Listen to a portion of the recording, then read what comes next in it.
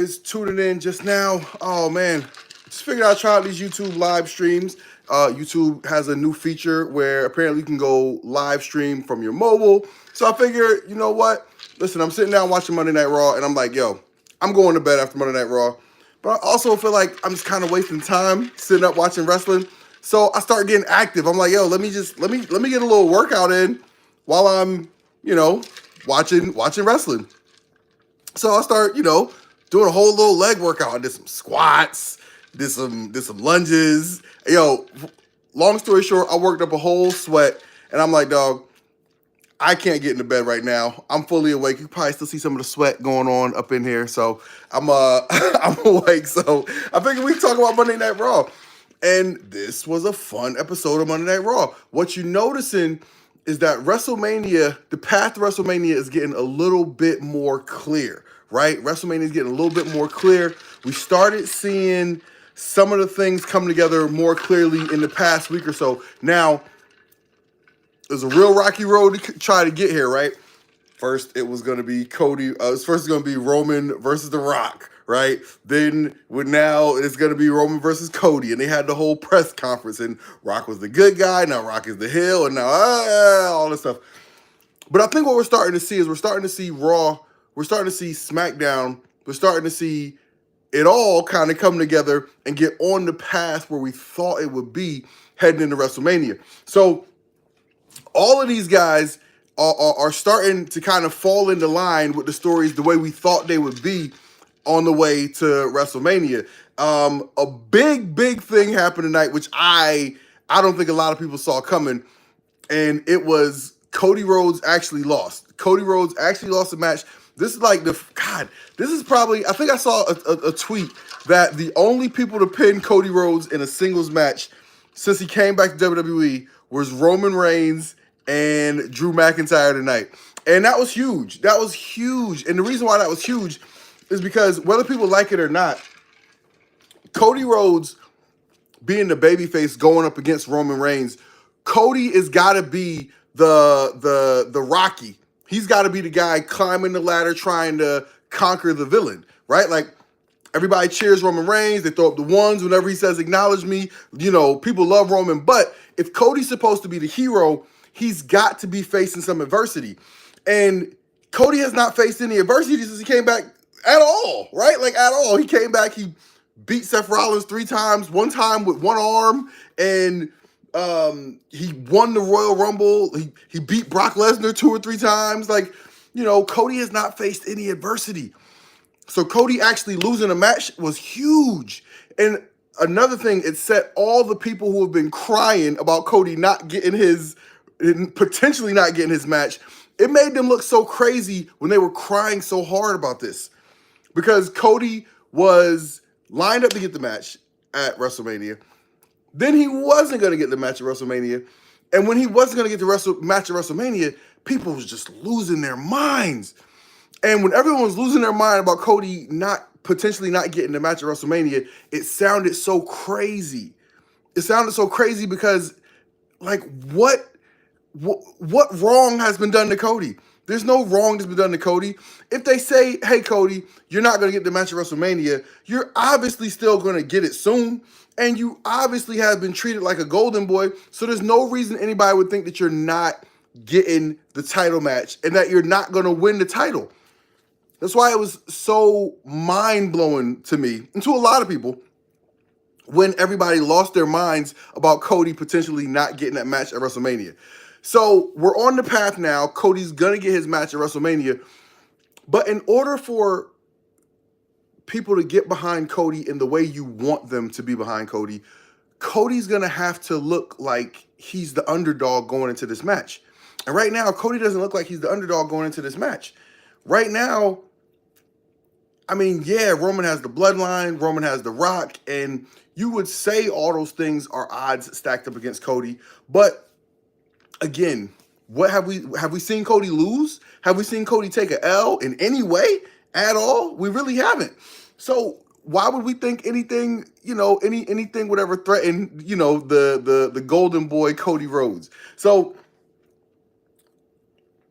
Cody had to lose a match. Cody had to face some adversity. So Cody losing a match to Drew McIntyre tonight was huge. I'm going to tell you another reason why Cody losing that match to Drew McIntyre was huge. It was huge because Drew McIntyre is going to be facing Seth Rollins for the World Heavyweight title at WrestleMania. He's going to win the Elimination Chamber. He's going to be the one facing Seth Rollins for that title at WrestleMania. So if he's going to be the one facing Rollins for the title, it would have really, really sucked if he took an L to Cody tonight, right? You were just firmly reestablishing everything that Roman said, which is that it's the loser bracket title. Roman already beat everybody competing for the title, and that's just the second place title. So if you were to have Cody, who's challenging Roman, beat the guy who's challenging Seth, then there's no way you can say that's anything but a loser bracket title. Somebody going for that World Heavyweight Championship has to look like a winner. And Seth Rollins has been winning, but what's happened every time that he's gotten in the ring with Cody, right? He's lost. He hasn't lost to Roman, but the last time he was in the ring with Roman, he got choked out, right? So he might as well have lost. So he didn't come out of that looking good either. So no matter how you want to slice it, this looks like the loser bracket championship. So for that World Heavyweight Championship, Drew needed to win. It doesn't hurt Cody at all. Cody's not hurt at all, not even one little bit. Cody's not hurt at all by losing this match. So that was the best thing to do, and I was actually kind of surprised they've done it just because Cody's been on such a roll. Cody's been on such a roll. Like, just the idea of seeing somebody beat him was, like, surprising, right? It was surprising. So Cody lost. Drew got the win. Good for the World Heavyweight title picture. Good for Cody, because Cody's got to start getting some he's got to start winning back some of the people that he lost over the course of these past couple of weeks. Because as much as there was a huge swell of fan support in favor of Cody, there was a pretty good swell of fans who are very turned off by Cody. And it's not just the fact that people wanted to see Roman instead of The Rock. It's what I mentioned earlier about Cody not facing any adversity and then crying when the tiniest little bit of adversity appeared to come his way. And if you pay attention to the clips that people post on social media of the the closing moments of the shows at all the towns they go to, all the house shows, Cody has been actively campaigning to be the champion. And I don't know that that's a good thing or a bad thing or whatever, but Cody's been campaigning. He's been pushing for the chance to be the champion. Cody has been advertising himself saying, yo, I'm the guy. You want me to do it. I'm signing all the autographs. I'm kissing all the babies. I'm doing everything for the kids. I'm Cody. Please love me, right? He's been doing all of that. And so Cody is making a push to try and be the guy. So if you're doing all of that, you can't be turning people off with your behavior. And there was a bunch of little things in his behavior. A little whiny, a little protesty when the idea of The Rock getting that WrestleMania spot came up. And he turned a lot of people off. So I think it was good for him to lose because he's got to start looking vulnerable. And once he starts looking vulnerable again, then people will open up to him more as the babyface, as the hero. But as long as he's looking like the untouchable conqueror who just gets everything going his way, people are not gonna gravitate to that. So Cody needed to lose. I think that was good for Cody. That was good for everybody. That was good all around. Now let's get to the other big thing that happened on the show. Jey Uso, main event of the show, facing Gunther for the Intercontinental title. I have wanted to see Jey Uso get that Intercontinental title. Personally, I thought as soon as Jey Uso came over from SmackDown to Monday Night Raw, I thought Jey Uso was on fire. And everything that he was doing, the crowd was really responding to him. They're giving him a lot of energy when he comes out and he does the do.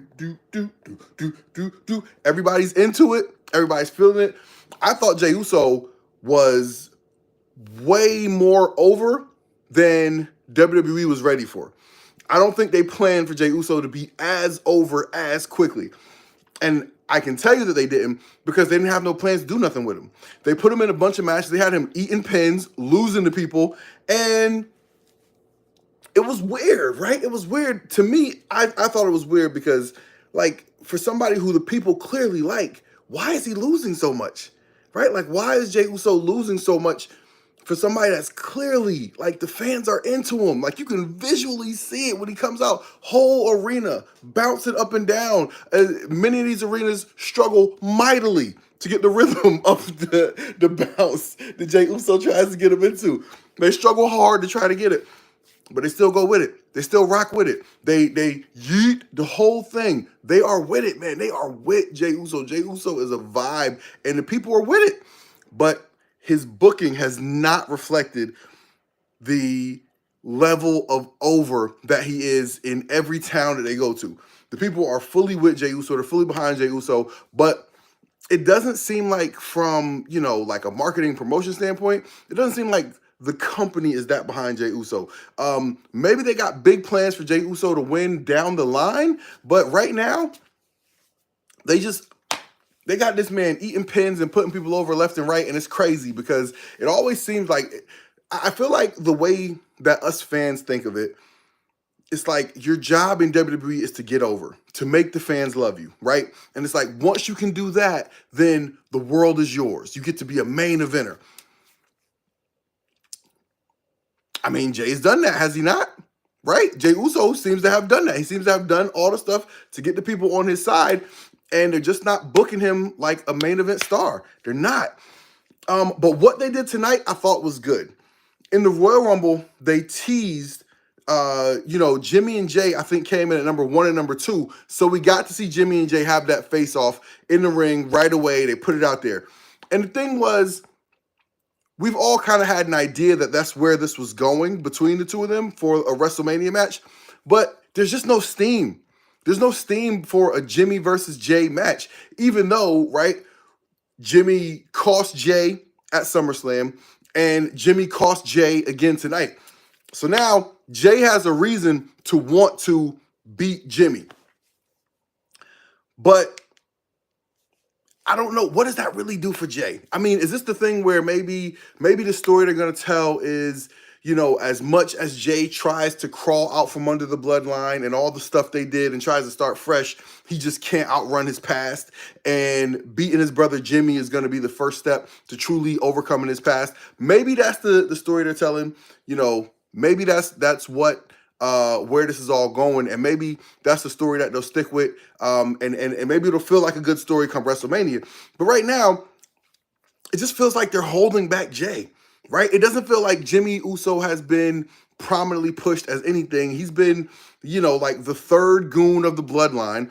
He's, like a comic relief type character as far as what they actually have him doing, and he's great at that, by the way, right? Like, give Jimmy credit. He's great at what he does. Like, he's a real funny dude. His facial expressions, his comedic timing, like Jimmy Uso is really good at that role. But Jey Uso feels like he's ready to be like a main eventer. I'm telling you, the vibes when he comes out into the arena, that's where you want it to be for your main event star. Jimmy Uso's not even close. Not even close. Not in the same atmosphere, not in the same ballpark. So it doesn't feel like it's two stars on the same level. So, hopefully this is just a straight up squash for Jey. I mean, it's not going to be a straight up squash, but now we got, what? We got 6 weeks till WrestleMania, something like that. So we got a little time to, keep just building the heat. Right now, I didn't feel like this was a really hot feud coming into this match, but after Jimmy screwing over Jey tonight, I feel more like this is something that could be a thing. This is actually working like it's supposed to, right? Like, stuff starting to stew like it's supposed to, starting to feel like, there's a real beef there, and Jimmy has a reason to want to fight Jey because he's jealous. Jey has a reason to want to fight Jimmy because Jimmy keeps costing Jey opportunities to advance and move past being just a tag team wrestler. And it feels more and more, the more I talk about it, it feels more and more like this is actually building to something. And also, gotta give a big shout out to Gunther, because Gunther has been having great matches for his entire championship run. And it was another one tonight, right? Another one tonight. He sells for somebody much smaller than him, does it well, makes it feel believable. And the fact that Gunther doesn't have to win every match by doing his like one signature finishing move, like that adds to the intrigue of every fall, because you don't know exactly how the end is going to come, right? You know, every John Cena match is going to end with him doing the attitude adjustment and, you know, the 1, 2, 3. But Gunther, like he wins matches with the clothesline, the power bomb, the splash off the top. Like Gunther is a really, really, really great wrestler, man. Really great wrestler. I think the art of wrestling, right, is taking the people watching on a ride, right? It's not just about, can you dazzle me by doing all your cool moves? It's not just about that. It's about, to me, like, can you make me believe? Can you make me feel? Can you get me invested in what I'm watching? And Gunther does that as good as anybody in the whole wrestling business. You know, he's a great, great, great Intercontinental Champion. And shout out to him, dude. Gunther's that dude. Another dude that I think I'm curious about is Damian Priest. He's had that Money in the Bank briefcase for a while now. And not only does he have the briefcase, but he doesn't feel like a main event star yet. And I think he needs to take a page out of Cody Rhodes' book and go into business for himself a little bit. Campaign for himself a little bit. Do a little more. Do a little extra to try to make yourself stand out from the group. They got you as a part of a 4-person act. And in that 4-person act, Rhea Ripley feels like the biggest star. It's a 5-person act now because they added JD McDonough. So they got you a part of a 5-person act. And you see that they've started to distance Rhea Ripley from the Judgment Day because they want Rhea Ripley to feel like a star. Damian Priest is never going to feel like a big star as long as he's a part of the Judgment Day. He's a guy in a group.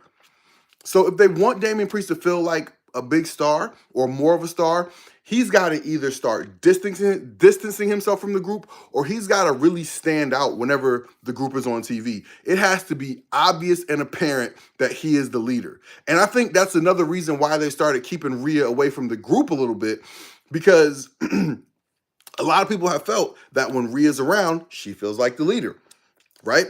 But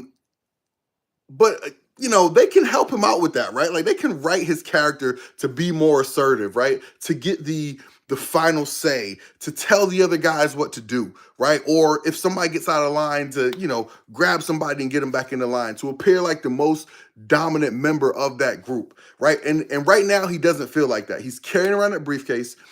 And if you were to ask me to bet money on it, I would say he's going to cash in and lose, because he just doesn't feel like a main event act. He doesn't feel like a champion. Since Triple H has taken over, those titles, all the titles have meant something. It's been long reigning champions who have had, you know, good matches in all their title defenses. There hasn't been no, you know, fluke flash in the pan champions. So Damian Priest, he's got to pick it up. Damian Priest got to start adding a little more to make himself seem like somebody who should actually cash in that Money in the Bank briefcase and become a world champion.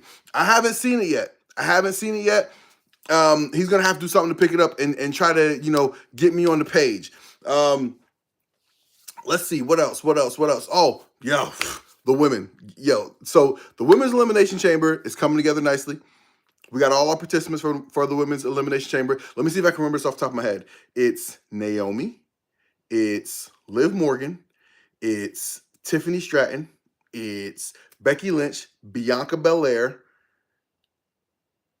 and Raquel Rodriguez. Okay, so good lineup, good card. A lot of people in there who can carry different parts of the match. A lot of different intrigue for different stories. And I think this is going to be one of the better matches at the Elimination Chamber. So I'm looking forward to that. Raquel Rodriguez had a surprise return tonight. A lot of people, we haven't seen her for a long time, but she's back and she won the final spot in the Women's Elimination Chamber. So looking forward to see what she can do with that. And they had a segment where all the women in the Elimination Chamber came out and they were, you know, talking to each other. They did the traditional WWE thing that they do where one woman comes out and she's talking. First, it was Becky. She was, making her case for why she needs to win and why she needs to go on and face Rhea Ripley. And then she gets interrupted by, was it Naomi? No.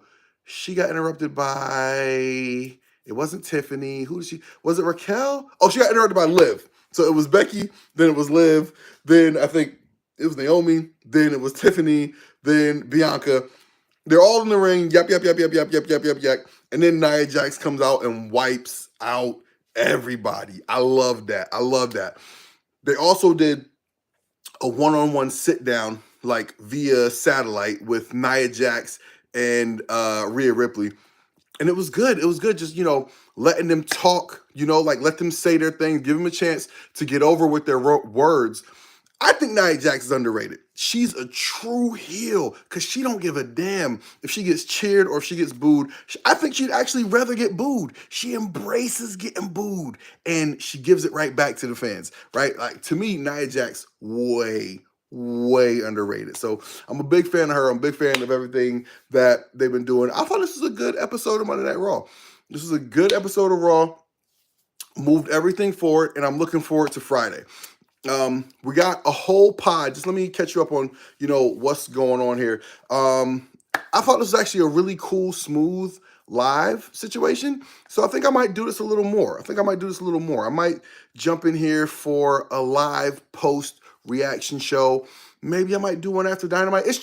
I can't promise I'll do one after Dynamite, okay? Try as I might. I have been struggling to care about AEW lately. I'm trying, but they're not giving me a whole lot. But what I can tell you is that the pod is coming out tomorrow. The pod will be out tomorrow, and I'm gonna review what everything we did to lead up to last week and where we are heading into SmackDown on Friday, which has been pre-taped leading up to the Elimination Chamber.